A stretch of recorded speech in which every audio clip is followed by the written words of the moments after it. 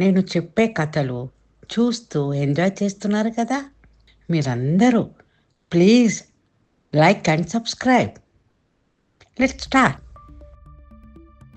ఒక ఊరిలో రెండు పిల్లులు చాలా కాలంగా స్నేహంగా మంచి ఫ్రెండ్స్గా కలిసి ఆడుతూ పాడుతూ ఉండేవి.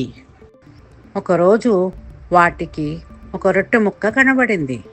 దానిని చూడగానే ఆ రెండు పిల్లులు అది నాకు అంటే కాదు, అది నాకు అని గొడవ స్టార్ట్ చేశాయి. వీటి గొడవను దూరం నుండి ఒక కోతి చూస్తుంది. ఆ కోతి చాలా తెలివైనది.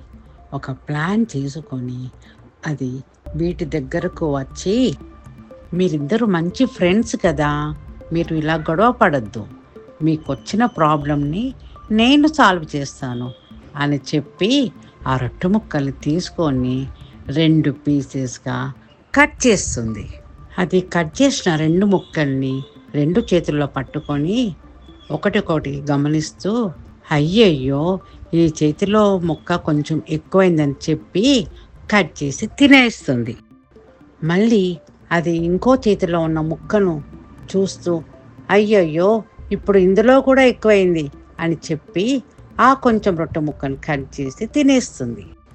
ఈ చేతిలో ముక్క ఎక్కువ ఉందని చెప్పి తింటూ, మళ్ళీ ఆ చేతిలో కూడా ఎక్కువ ఉందని తింటూ, ఇలా చెప్పుకుంటూ ఆ కోతి చాలా క్లేవర్గా రొట్టెను మొత్తం తినేసి టక్కుమని చెట్టుపైకి జంప్ అవుతుంది.